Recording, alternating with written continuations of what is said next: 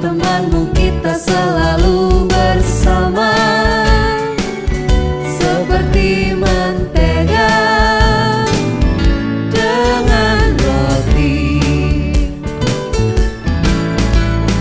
Kau temanku, ku temanmu, kita selalu bersama, seperti celana dengan baju. Ku akan selalu mendukungmu, menolongmu terus maju. Bila kau sedih, ku akan memelukmu erat-erat. Kau temanku, ku temanmu, kita selalu bersama, seperti mentega dengan roti. Kau temanku, ku temanmu, kita selalu bersama, seperti mentega dengan roti. Kau temanku, ku temanmu, kita selalu bersama, seperti celana dengan baju. Ku akan selalu mendukungmu, mendorongmu terus maju. Dan bila kau sedih, ku akan memelukmu erat-erat. Kau temanku, ku temanmu, kita selalu bersama, seperti mentega dengan roti, seperti celana dengan baju, seperti diriku dengan kamu.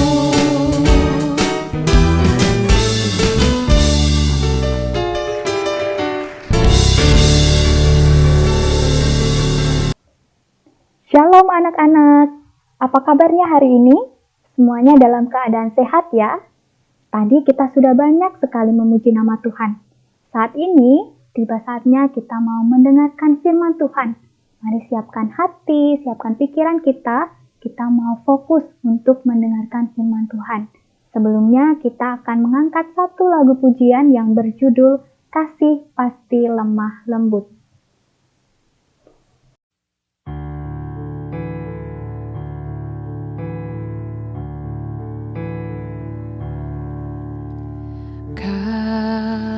Kasih pasti lemah lembut, kasih pasti memaafkan, kasih pasti murah hati, kasih-Mu Tuhan.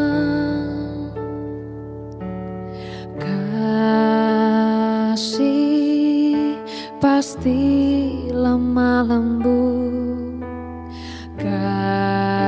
kasih pasti memaafkan, kasih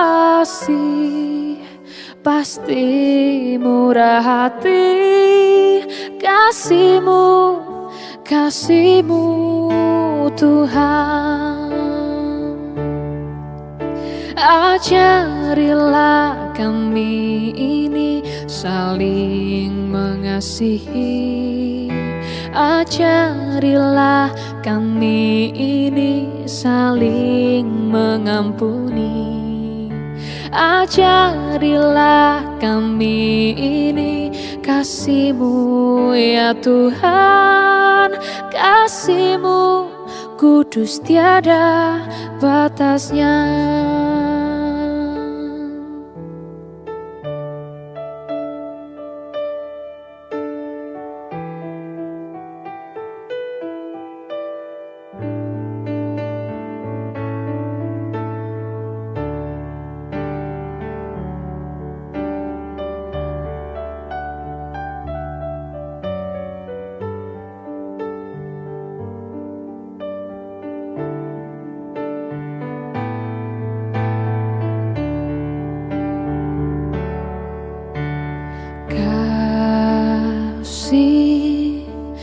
pasti lemah lembut. Kasih pasti memaafkan. Kasih pasti murah hati. Kasih-Mu, kasih-Mu Tuhan. Ajarilah kami ini saling mengasihi. Ajarilah kami ini saling mengampuni. Ajarilah kami ini kasih-Mu, ya Tuhan. Kasih-Mu kudus tiada batasnya. Ajarilah kami ini saling mengasihi. Ajarilah kami ini saling mengampuni. Ajarilah kami ini kasih-Mu, ya Tuhan.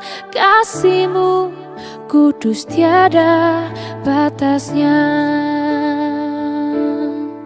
Kasih-Mu kudus tiada batasnya. Kasih-Mu kudus tiada batasnya.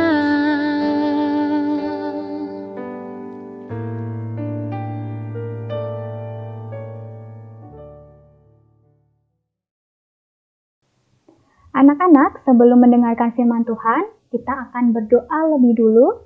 Semuanya tutup mata, lipat tangan, kita akan datang kepada Tuhan. Mari kita berdoa.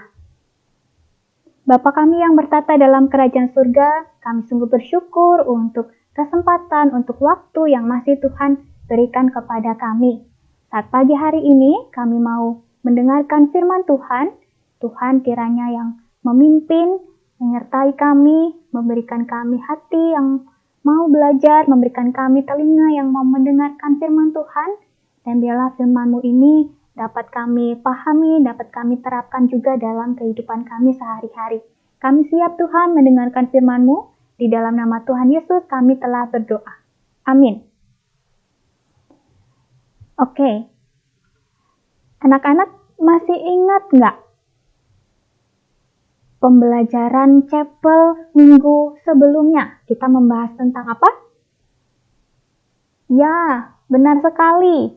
Tentang kisah Yusuf.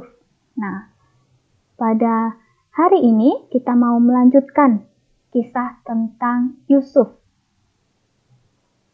Yusuf dan saudara-saudaranya. Nah, pembahasan kita kali ini diambil dari kitab Kejadian 42 sampai 45. Ya. Nah, sebelum itu Budiar ada pertanyaan yang wajib untuk dijawab oleh anak-anak semua. Nah, tapi jawabnya dalam hati masing-masing ya. Ya. Budiar akan tunjukkan beberapa pertanyaan dan juga ada pilihan jawabannya. Kita lihat. Yang pertama. Nah, ini hal-hal yang sering terjadi dalam kehidupan kita sehari-hari ya. Kita lihat yang pertama. Jika ada teman yang mengejekmu, bagaimanakah sikapmu? Memberi maaf atau tidak memberi maaf? Silahkan dipikirkan jawabannya. Nah, yang mana ya kira-kira? Selanjutnya, pertanyaan kedua. Jika ada adik atau kakakmu yang mengganggumu ketika belajar, bagaimanakah sikapmu? Pilihannya memberi maaf atau tidak memberi maaf. Yang biasanya anak-anak lakukan, yang mana nih ya? Nah, satu lagi pertanyaannya, nomor 3. Jika ada teman yang marah dan memukulmu, bagaimanakah sikapmu? Memberi maaf atau tidak memberi maaf? Nah, pilihannya hanya ada 2. Kira-kira yang mana nih yang sering anak-anak lakukan? Silahkan dijawab ya. Nah, dari pertanyaan-pertanyaan ini ya, berkaitan dengan pembahasan kita hari ini yang diambil dari ceritanya Yusuf. Nah, pertanyaan tadi ternyata juga dialami oleh Yusuf terhadap saudara-saudaranya. Nah, mau mendengarkan ya kisahnya seperti apa? Oke, Budiar akan mulai. Nah, pada saat itu terjadi kelaparan di tanah Kanaan. Ya, kelaparan yang hebat. Orang-orang kesulitan mendapatkan makanan. Nah, pada saat itu banyak orang datang ke Mesir, ya, karena di Mesir itu tersedia persediaan makanan yang cukup banyak, ya. Jadi orang-orang datang ke Mesir untuk membeli gandum kepada Yusuf. Nah, saat itu Bapak Yakub, yaitu ayah dari Yusuf, yang mendapatkan kabar bahwa ada gandum di Mesir, langsung meminta kepada anak-anaknya untuk pergi ke Mesir. Nah, akhirnya 10 orang saudara Yusuf, mereka pergi ke Mesir. Nah, kan tetapi pada keberangkatan mereka yang pertama, ada satu adik bungsu yang tidak ikut. Nah, namanya siapa? Namanya Benyamin. Ya, itu adalah permintaan dari Yakub. Benyamin tidak boleh ikut mereka. Nah, akhirnya ke-10 saudara Yusuf pergi ke Mesir. Ya. Dan akhirnya mereka bertemu dengan Yusuf, tapi pada saat itu mereka belum tahu ya, belum kenal kalau itu adalah Yusuf saudara mereka. Nah, setelah mendapatkan makanan dari Yusuf, akhirnya ke-10 saudara laki-laki Yusuf ini kembali ke tanah Kanaan. Nah, karena kelaparan di sana sangat hebat, ya.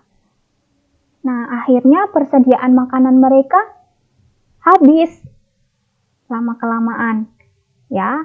Dan untuk kedua kalinya, saudara-saudara Yusuf pergi ke Mesir, ya, untuk membeli gandum.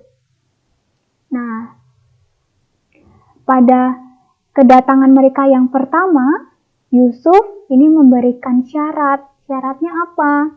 Adik bungsunya, ya, yang bernama Benyamin itu harus diajak. Oleh karena itu, pada kedatangan mereka yang kedua kali, akhirnya Benyamin ikut serta dengan mereka. Pergi lagi ke Mesir untuk membeli bahan makanan.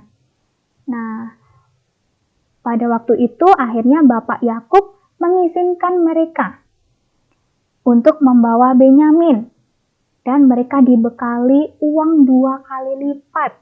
Dan mereka akhirnya bersiap-siap untuk pergi ke Mesir. Nah, 11 orang saudara Yusuf datang ke Mesir ya untuk membeli bahan makanan.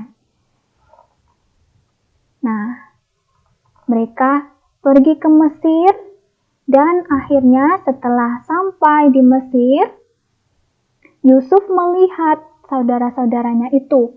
Ternyata Benyamin juga ikut serta dengan mereka. Nah, karena Yusuf ini sangat merindukan Benyamin, akhirnya Yusuf sangat terharu dan dia menangis karena begitu merindukan adiknya itu, merindukan Benyamin. Nah, kemudian Yusuf memberikan perintah kepada kepala rumah agar membawa saudara-saudara Yusuf ke rumahnya. Nah, apa ya yang mereka lakukan di rumah Yusuf? Setelah mereka masuk ke dalam rumah Yusuf, mereka diberikan makanan, minuman. Mereka minum bersama-sama dan juga bersukaria. Nah, setelah beberapa waktu, akhirnya Yusuf merencanakan sesuatu hal terhadap saudaranya. Nah, pada saat ini Yusuf belum memberitahukan ya bahwa dia adalah Yusuf, saudara dari 11 saudara laki-lakinya. Ya, Yusuf belum memperkenalkan diri. Nah, rencana Yusuf memberikan bahan-bahan makanan untuk saudara-saudaranya bawa ke tempat asal mereka, tapi Yusuf meminta kepada kepala rumah untuk menyembunyikan sebuah piala ya di dalam karung yang mereka bawa. Pada saat itu karungnya milik Benyamin. Ya, ternyata ada pialanya. Nah, kemudian akhirnya Yusuf memerintahkan kepala pengawal untuk mengejar saudara-saudara Yusuf saat mereka ingin kembali ke tempat asal. Nah, mereka menemukan piala di dalam karung Benyamin.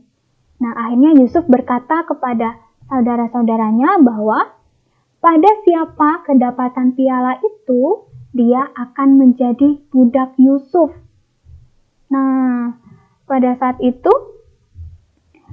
akhirnya salah seorang dari saudara Yusuf memohon agar Benyamin tidak dijadikan budak. Ya, karena apa? Karena mereka sudah kehilangan satu anggota keluarganya. Dan itu akan memberikan kesedihan dalam hati Bapak Yakub. Nah, akhirnya Yusuf memiliki belas kasihan. Yusuf tidak dapat menahan sedih hatinya. Dan pada saat itu, Yusuf menyatakan diri di hadapan semua saudara-saudaranya. Dia mengatakan, "Akulah Yusuf, saudara-saudara kalian yang dulu pernah kalian jual untuk menjadi budak." Nah, Yusuf menangis ya, karena sedih hatinya. Nah, setelah itu, akhirnya Yusuf berkumpul bersama saudara-saudaranya. Yusuf memeluk semua saudara-saudaranya. Itu adalah bukti bahwa Yusuf ini sangat mengasihi saudara-saudaranya. Meskipun sudah dikhianati, ya, meskipun saudara-saudaranya sudah melakukan hal yang jahat, tapi Yusuf ini tetap mengasihi mereka. Yusuf mau memberikan maaf, mau mengampuni mereka. Nah, lalu apa yang bisa kita pelajari dari kisah tadi? Kisah Yusuf dan saudara-saudaranya. Ada 3 hal penting yang dapat kita pelajari. Ya, yang pertama, ya, Yusuf itu sangat sayang kepada semua saudaranya. Wah, baik hati sekali ya. Seperti yang Budiar sampaikan tadi, meskipun sudah dikhianati, ya, sudah diperlakukan tidak adil, tapi Yusuf ini sangat sayang kepada semua saudaranya. Nah, lalu yang kedua, meskipun saudara-saudara Yusuf berbuat jahat, namun Yusuf mau mengampuni. Yusuf mau memaafkan mereka. Nah, itu hal yang sangat baik untuk kita teladani. Nah, yang ketiga, kita bisa belajar untuk saling memberi maaf. Ya, karena itu bisa memulihkan hubungan yang tadinya renggang menjadi erat. Ya, kalau misalnya anak-anak sedang bertengkar dengan adik, dengan kakak, dengan teman, ya, kita harus belajar untuk memiliki hati yang mau memaafkan, yang mau mengampuni, ya, supaya relasi atau hubungan kita yang tadinya renggang itu bisa dipulihkan. Nah, itu adalah hal-hal yang bisa kita pelajari dari kisah Yusuf, dari pribadi Yusuf yang sangat menyayangi saudara-saudaranya dan mau mengampuni. Nah, berkaitan dengan kisah tadi, ada satu ayat yang Budiar mau anak-anak selalu ingat ya, ayat ini. Ayatnya ada di kitab Kolose 3 ayat 13. Bunyinya adalah, sabarlah kamu seorang terhadap yang lain, dan ampunilah seorang akan yang lain apabila yang seorang menaruh dendam terhadap yang lain. Sama seperti Tuhan telah mengampuni kamu, kamu perbuat jugalah demikian. Ya, jadi seperti Tuhan sudah mengampuni kita, mau menebus kita dari dosa, kita juga mau belajar untuk melakukan hal yang sama, yaitu mengampuni seorang terhadap yang lain, memiliki kasih, ya, mau memberi maaf. Nah, itu adalah ayat firman Tuhan yang mau kita tanamkan dalam hati, dalam pikiran kita untuk kita lakukan dalam kehidupan kita sehari-hari. Ya. Nah, sekarang bagaimana dengan kalian anak-anak? Adakah adik, kakak, teman yang pernah berbuat salah, namun kamu tidak mau memberi maaf? Jika ada, maka mulai saat ini, ya, kita mau belajar untuk mengampuni mereka.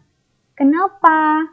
Supaya kamu memiliki hati yang damai, hati yang tentram. Ya, kalau kita memendam kebencian, kita selalu mengingat kesalahan-kesalahan orang lain, tentunya hati kita tidak akan damai, tidak akan tentram. Nah, karena itu Tuhan ingatkan kita ya untuk bisa memiliki hati yang mau mengampuni. Nah, dari kisah Yusuf tadi kita mau belajar ya bagaimana memiliki hati yang mau mengasihi sesama, yang mau juga mengampuni seperti Tuhan yang lebih dulu mengampuni kita. Nah, demikian chapel kita hari ini. Kita akan tutup di dalam doa. Kita memohon Roh Kudus untuk menolong kita, ya, untuk tinggal di dalam hati kita, memampukan kita untuk memiliki hati yang mau mengampuni, hati yang mau mengasihi orang-orang di sekitar kita. Yuk, anak-anak, semuanya tutup mata, lipat tangan, kita datang kepada Tuhan. Bapa kami yang bertata dalam kerajaan surga, kami bersyukur Tuhan untuk firman yang sudah kami dengarkan pagi hari ini. Kami belajar dari kisah Yusuf, pribadi Yusuf yang memiliki hati yang mau mengasihi, hati yang mau mengampuni, dan memberi maaf terhadap saudara-saudaranya. Meskipun dia sudah dikhianati, sudah diperlakukan tidak adil oleh saudara-saudaranya, tapi Yusuf mau mengampuni mereka. Yusuf menunjukkan kasihnya kepada mereka. Seperti juga Yusuf, kami juga mau menjadi anak-anak Tuhan yang mau belajar untuk mengasihi saudara-saudara kami, teman-teman kami. Tuhan, tolong kami, mampukan kami untuk memiliki hati seperti Yusuf. Terlebih dari itu, kami juga bersyukur karena Tuhan telah mengampuni kami. Tuhan sudah lebih dulu mengampuni segala dosa-dosa kami, karena itu kami mau belajar untuk mengampuni dan memaafkan orang lain. Tanamkan firman-Mu ini dalam hati dan pikiran kami, biarlah kami bisa belajar untuk menerapkannya dalam kehidupan kami. Terima kasih Tuhan, kami menyerahkan seluruh kehidupan anak-anak ke dalam tangan kuasa Tuhan, Tuhan yang terus menyertai mereka, Tuhan yang memimpin, Tuhan yang memberkati keluarga mereka. Terpujilah nama-Mu, di dalam nama Tuhan Yesus kami telah berdoa. Amin. Oke, anak-anak, tadi kita sudah mendengarkan firman Tuhan, dan chapel untuk hari ini selesai. Kita akan bertemu lagi di chapel di bulan depan. Ya, sampai jumpa. God bless you. Bye.